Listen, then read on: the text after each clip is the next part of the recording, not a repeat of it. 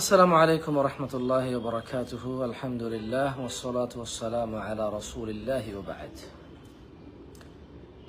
বাংলাদেশে এটা নতুন নয় যে মুহাম্মদ সাল্লাল্লাহু আলাইহি সাল্লামকে কটূক্তি করে ফেসবুক পেজ বানানো, গ্রুপ বানানো, অথবা কোনো স্কুল কলেজের টিচাররা বোরখাকে হেয়তুচ্ছ করা, অথবা কেউ কোরআনুল কারীমকে অবমাননা করা, এটা নতুন নয়, এটা বেশ পুরনো। কিন্তু 90% মুসলমানের দেশে এমনটা হচ্ছে কেন? এই জিনিসটা আমরা যারা মুসলিম আমাদের একটু বিবেচনার বিষয় রয়েছে। ওদের দোষ এটা নিয়ে কথা না বললাম, একটু আত্মসমালোচনা করি। যদিও প্রত্যেকটা আত্মসমালোচনা আমার বিরুদ্ধেই যায়, মানে আমি যখনই কোনো নিজেদের ভুলগুলো তুলে ধরেছি তখন সবাই আমাকে ভুল বলেছে, কারণ আমি অন্যের ভুল বলিনি।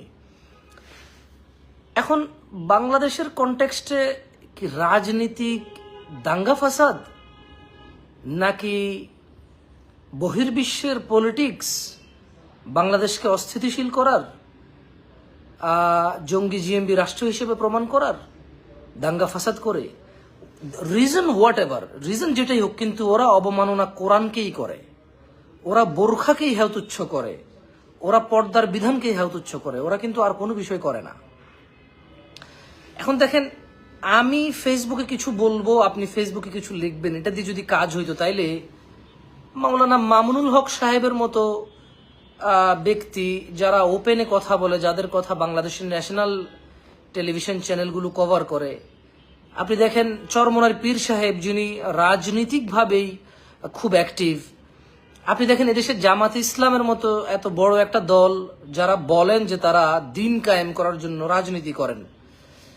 সো এখন আমি আসলে প্রত্যক্ষ বা অপ্রত্যক্ষভাবে কিন্তু জামাতে ইসলাম বলে যে ওনারা রাষ্ট্রে গিয়ে দিন কায়েম করবেন এবং ওনাদেরকে ভোট দিলে এটা হালাল অথবা জান্নাতের বিষয়, এরকম কেউ কেউ বলে। তবে জামাতে ইসলামের মূল যে ওনাদের যে সংবিধান, এইটা কি আমি আসলে জানি না, আমি কখনো পড়িনি। বাট ভিন্ন ভিন্ন বিক্ষুব্ধ জামাতে ইসলাম কেউ করে, তার বক্তব্যের উপরে ভিত্তি করে কোন একটা গোষ্ঠীকে আমি দোষারোপ করতে পারি না বা সুনামও করতে পারি না অত বেশি।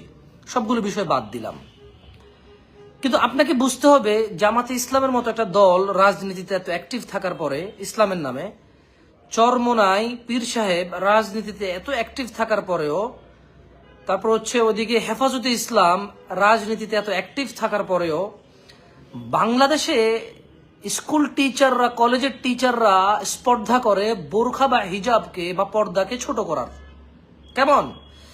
এবং বাংলাদেশে এই যে নর্থ সাউথে একটা ছেলে, সে কোরআনুল কারীমকে অবমাননা করেছে, সে এই সাহসটা পায় কেন? কারণ বাংলাদেশে ধর্ম অবমাননার কোনো চূড়ান্ত শাস্তির কোনো আইন আছে বলে আমি জানি না। যেহেতু আমি জানি না, তাই আমি বলতেছি না যে নাই।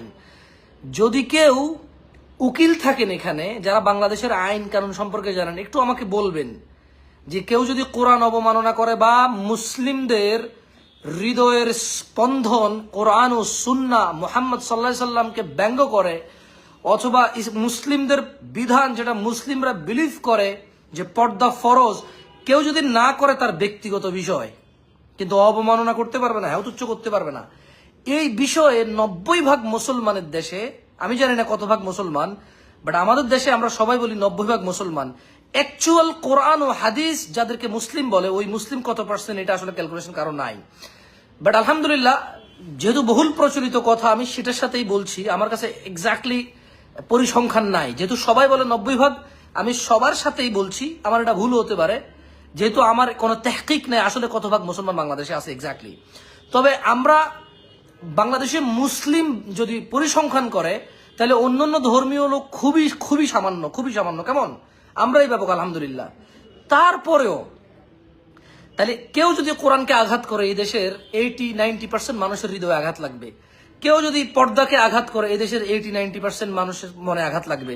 এবার হোক সে বিএনপি, হোক সে জামাত, হোক সে আওয়ামী লীগ, হোক সে জাতীয় পার্টি, হোক সে হেফাজত, হোক সে তাবলিগ, হোক সে চরমনাইয়ের ওনার পার্টির নামটা যেন কি, অথবা ওই যে বিপি নূর একটা দল করে ও দল, অথবা নতুন করে এনসিপি আসছে, যে কোনো রাজনীতি দলই হোক, নেতা কর্মীদের তো এটা বোঝা উচিত, যারা নেতা আছে, রাজনীতির ব্যক্তিত্ব আছে যারা, যারা রাষ্ট্র পরিচালনার মধ্যে যারা আছে তাদের তো এটা বোঝা উচিত, যদি কেউ কোরআনকে অবমাননা করে, যদি কেউ হাদিসকে অবমাননা করে, যদি কেউ পর্দাকে অবমাননা করে, যদি কেউ তুচ্ছ করে, এটার যদি কেউ অপমান অপদস্থ করে, যদি কেউ এ দুঃসাহস করে, তাহলে বাংলাদেশ একটা অস্থিতিশীল পরিস্থিতিতে যাবে। তাহলে এত কিছু মানে মানে ওরা কারা যারা একটা দেশকে অস্থিতিশীল পরিস্থিতি করে দিতে রাজি, তারপরেও কোরআনের অপমান তারা মানে সহ্য করতে রাজি? মানে পুরো বাংলাদেশকে অস্থিতিশীল করে ওরা কোরআনকে অপমান করতে চায়, ওরা কারা? আমাদের এটা বোঝা উচিত। আমি ফেসবুকে কিছু বলবো, আপনারা অনেকে বলতেছেন আমি কিছু আমি ফেসবুকে বললে আপনি এখানে কমেন্ট করতে পারবেন, আমি এখানে বলতে পারবো। যেমন দেখেন, আমি এখন ফেসবুকে বলতেছি, আপনি এখন কমেন্ট করতেছেন। What is the result? What is the result? আসলে আমার উপর অনেকে হয়তো রাগ আপনারা, ওয়াল্লাহি আমার কাছে মনে হয় যে মুসলিম এটা আমাদের জন্য মানে এটা মানে আমি বুঝি না, একটা রাষ্ট্রের আইন শৃঙ্খলা বাহিনী অথবা একটা রাষ্ট্রের অবকাঠামো একটা বিশৃঙ্খলতাকে কিভাবে ডিল করে যে জনগণ ঝাঁপিয়ে পড়ে। জনগণ কেন এখানে ইনভলভ হইতে হবে? আপনি থাকতে পুলিশ আছে, আর্মি আছে, র্যাব আছে, বিমান বাহিনী আছে, নৌবাহিনী আছে, তারপরে হচ্ছে বিডিআর আছে, মানে এই দেশে কত কিছু আছে, আইন আছে, আদালত আছে, উকিল আছে, ব্যারিস্টার আছে, জজ আছে। এত কিছু থাকতে একটা মানুষের একটা কর্ম পুরো দেশকে অস্থিতিশীল করে তোলে। এটার জন্য আমার মতো জামশেদ মজুমদার কেন ফেসবুকে এসে কথা বলতে হবে? রাষ্ট্র কোনো ব্যবস্থা দিচ্ছে না কেন যেটা আমাকে শান্ত রাখবে? এই দেশের রাষ্ট্র কেন এমন কোন আইন কানুন প্রণয়ন করতেছে না যে আইন এবং আইনের বাস্তবায়ন এই ধরনের কোন বিষয়কে আমাকে শান্ত রাখবে, এই দেশের জনগণকে শান্ত রাখবে, 90% জনগণকে শান্ত রাখবে, এদেশের মুসলিমদের শান্ত রাখবে, হিন্দুদের শান্ত রাখবে, বৌদ্ধদের শান্ত রাখবে, খ্রিস্টানদের শান্ত রাখবে, আস্তিক নাস্তিক সবাইকে শান্ত রাখবে।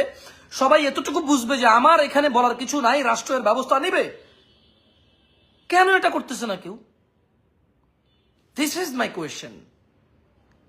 মানে লুক, কোরআন অবমাননা, পর্দা অবমাননা, হিজাব অবমাননা, বোরখা অবমাননা, হস্তক্ষেপ সবই ওকে। আমি এগুলো তো সবাই বলতেছে, ইভেন আপনি বলতেছেন জামশেদ মজুমদার কেন কিছু বলতেছেন, আর আমি তো ফেসবুকে বলবো। বড় বড় মানুষরা তো টেলিভিশনে যেয়ে বলতেছে, কেউ ন্যাশনাল নিউজে এসে বলতেছে। তো বাট হচ্ছেটা কি? বন্ধ তো হচ্ছে না, কারণ শাস্তির আইন। রাষ্ট্রীয়ভাবে যদি ওর গায়ে এখন কেউ হাত দেয়, ও হবে জঙ্গি। কিন্তু রাষ্ট্র জনগণ রিচ করতে পারে, রাষ্ট্র রিচ করতে পারে না। জনগণ রিচ করতে পারে কোরআন অবমাননাকারীর উপরে, রাষ্ট্র রিচ করতে পারে না। ওয়াই? কেন এটা এমন হবে? আল ফিতনাতু আশাদ্দু মিনাল কতল। ফিতনা হচ্ছে হত্যার চাইতে জঘন্য অপরাধ। তাহলে রাষ্ট্র কেন এটাকে বিবেচনায় নিচ্ছে না? যে কেউ একজন কোরআনকে অবমাননা করবে, ওকে ফাঁসি দেওয়া উচিত, ওর মৃত্যুদণ্ড হওয়া উচিত। কারণ ওর যদি রাষ্ট্র রিচ না করে, এই দেশের জনগণ আবেগে, এটা তো রাষ্ট্র জানে। রাষ্ট্র জানে দেশের মানুষ আওয়ামী লীগের জন্য জীবন দিয়ে দেয়, বিএনপির জন্য জীবন দিয়ে দেয়, জামাত ইসলামের জন্য জীবন দিয়ে দেয়, হেফাজত ইসলামের জন্য জীবন দিয়ে দেয়। এই দেশের মানুষ ইসলামের জন্য কি করবে তাইলে? এই দেশের মানুষ রাজনীতির জন্য জীবন দিয়ে দিছে। এই যে এনসিপি এখন মানে এনসিপি এখন যেভাবে কথা বলে বা যেভাবে করে, তো তাহলে তোর মানে শেখ হাসিনাকে তাহলে এনসিপি তাড়াইছে, মানে যারা শেখ হাসিনাকে তাড়াইছে আজকের দিনে তারা এনসিপি। মানে বিষয়টা তো এরকম দেখায় কিছু কিছু ক্ষেত্রে, সবার ক্ষেত্রে আমি জানি না। কিছু কিছু ইমেচুর কথা আছে কারো কারো, মানে যারা বাংলাদেশের নতুন এনসিপি দল আছে তাদের কারো কারো এত ইমেচুর কথা আছে, বোঝা যায় যে বিষয়টা যে 2024-এর 5 আগস্টে যারা জীবন দিছে তারা এনসিপি প্রতিষ্ঠার জন্য জীবন দিছে, অন্য কিছু না। এরকম একটা বোঝা যায় কারো কারো কথা, আমি সবার কথা বলছি না। তো আসলে রাষ্ট্রর তো এটা বোঝা উচিত যে এই দেশের মানুষ আওয়ামী লীগ বিএনপির জন্য জীবন দিয়ে দেয়। ওয়াকাণ্ড রাজনীতি দল জীবন দিয়ে দিচ্ছে। তাহলে ওই দেশের মানুষ যদি ধর্মীয় ভাবে যদি আঘাত পায়, তাহলে কি করবে? রাষ্ট্র তো এই জিনিসটা বিবেচনায় নিয়ে আসা উচিত, এবং এই দেশের জনগণ কোথাও রিচ করার পূর্বে রাষ্ট্র রিচ করা উচিত, ঠিক না? বাট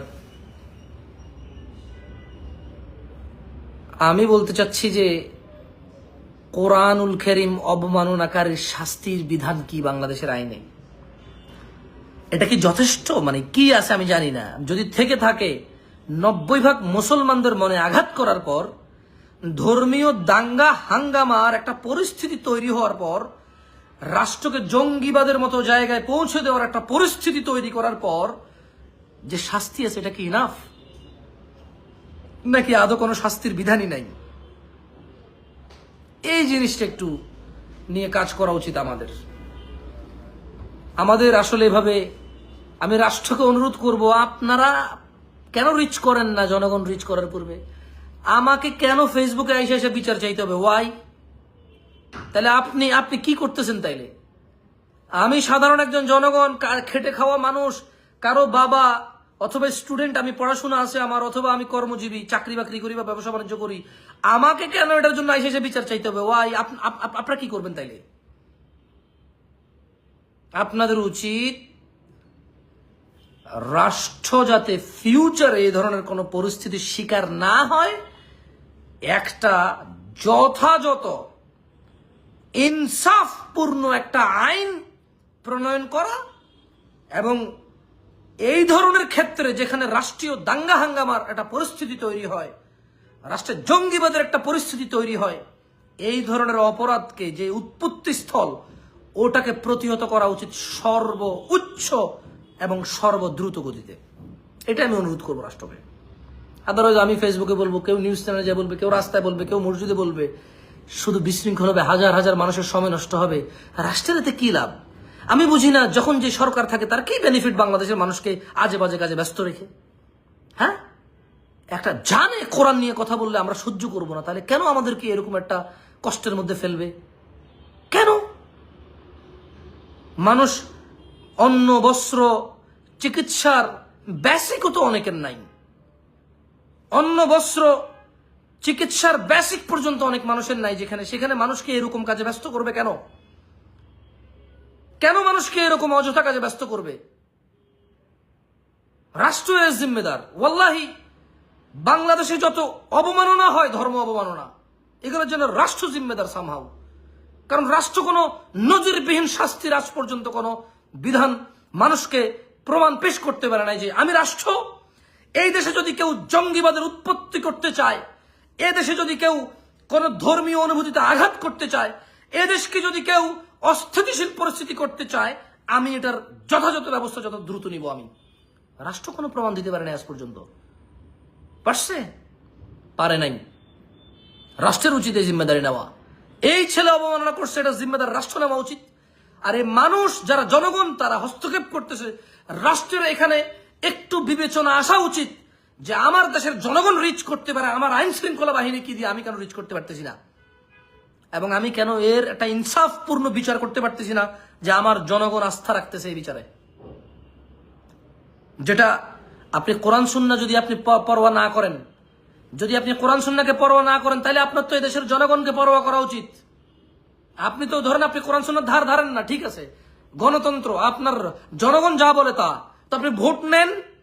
এই নর্থ সাউথের কোরআন অবমাননাকারীর কি শাস্তি হওয়া উচিত? জনগণের ভোট নেন। আপনি না জনমতে বিশ্বাসী? আপনি না জনগণকে মূল্যায়ন করেন? আপনাকে না জনগণে বসাইছে? একটু ভোট নেন না আপনি, জনমত নেন না আপনি। ভয় কোথায় আপনার? আপনি জনমত নেন।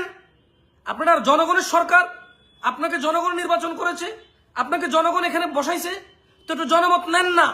হিজাব, বোরখা অবমাননাকারীর কি অবস্থা করা উচিত, কি বিচার হওয়া উচিত, কোরআন অবমাননাকারীর কি বিচার হওয়া উচিত, একটু জনমত নেন। হিন্দুদের মতই নেন না আপনি, একটা হিন্দুর মত নেন না আপনি, সমস্যা নাই। মুসলিমদের মত বাদ দিলাম, খ্রিস্টান, বৌদ্ধের মত নেন। 10 জন বৌদ্ধকে জিজ্ঞেস করেন যে কেউ যদি মুসলিমদের কোরআন ছিঁড়ে ফেলে, অবমাননা করে বা কোনোভাবে কোনো অপদস্থ করে, ওর কি বিচার হওয়া উচিত? বৌদ্ধর মতামতটা নেন আপনি। মুসলিমদেরটা বাদ দিলাম। আপনি না জনমতে বিশ্বাসী? আপনি না জনমতে বিশ্বাসী? আশ্চর্য কথাবার্তা। রাষ্ট্রকে একটা অস্থিতিশীল পরিস্থিতিতে ফেলে দেয়, এটা সহ্য করতে রাজি আপনারা? লক্ষ লক্ষ মানুষ এটার পিছে পড়ে সময় নষ্ট করবে, এটা সহ্য করতে রাজি আপনারা? একটা বেয়াদব, উশৃঙ্খল, কুলাঙ্গার, দাঙ্গা হাঙ্গামা সৃষ্টিকারীকে আপনারা শাস্তি দিতে আপনারা রাজি নেই আপনারা। আর কিছু কিছু, সবার কথা বলছি না, এদেশের কিছু কিছু সুশীল সমাজ কিছু কিছু মানবাধিকার কর্মীর মানবাধিকার আর সুশীলতা এমন পর্যায়ে পৌঁছেছে, ইসলাম বিরোধিতাই হলো সুশীলতা, ইসলাম বিরোধিতাই হলো মানবাধিকার। কারো কারো, সবার কথা বলছি না আমি আবারও বলছি, এদেশের কিছু কিছু মানবাধিকার কর্মীর কথা শুনলে মনে হয় যদি কেউ, যে যত বেশি ইসলাম বিরোধী সে তত বেশি মানবাধিকার কর্মী, যে যত বেশি ইসলাম বিরোধী সে তত বেশি সুশীল। কারো কারো কথায় এমন প্রমাণ পাওয়া যায়, কারো কারো কথায় এমন ইঙ্গিত বহন করে এরা নাকি মানবাধিকার, এরা নাকি সুশীল। আবার ওনাদের বিরুদ্ধে কোন, ওদের যে সংস্থা রয়েছে সংস্থারও কিন্তু কোনো ব্যবস্থা নেয় না। যে মানবাধিকার সংস্থা আছে, ওর কোনো মানবাধিকার কর্মী যদি কোনো ইসলাম বিরোধী কথা বলে, আইন কানুন বিষয়ে কথা বলে, কেউ কিন্তু ওদের অধিকার থেকে কিন্তু কোনো প্রতিবাদ পাওয়া যায় না। যেমন একটা ছেলে যদি জেনা করে ধরা পড়ে, বিএনপি বলে যে আমরা ওকে বহিষ্কার করছি। একটা ছেলে যদি চাঁদাবাজি করে ধরা পড়ে, বিএনপি বলে আমরা ওকে বহিষ্কার করছি। কিন্তু মানবাধিকার কর্মী ইসলাম বিরোধী আইন কানুন করতে যাওয়ার পরে মানবাধিকার সংস্থা কিন্তু বলে না যে আমরা ওকে বহিষ্কার করছি, ও কেন এই দেশে দাঙ্গা হাঙ্গামা করবে। সুশীল সমাজ যদি বলে বোরখা পরা যাবে না, ইসলাম বিরোধী কথা বলে, তখন কোনো সুশীল বলে না, না সুশীলতা কখনো এটা নয় যে ইসলাম বিরোধিতা। সুশীলতা ভিন্ন জিনিস। অশ্লীলকে সুশীল করবে সুশীলরা, কিন্তু সুশীলরা যখন ইসলাম বিরোধী কথা বলে তখন অন্য কোনো সুশীলরা এটা কন্ডেম করে না। আমরা তো দেখি না, আমরা তো আজ পর্যন্ত দেখি নাই। আশ্চর্য কথা।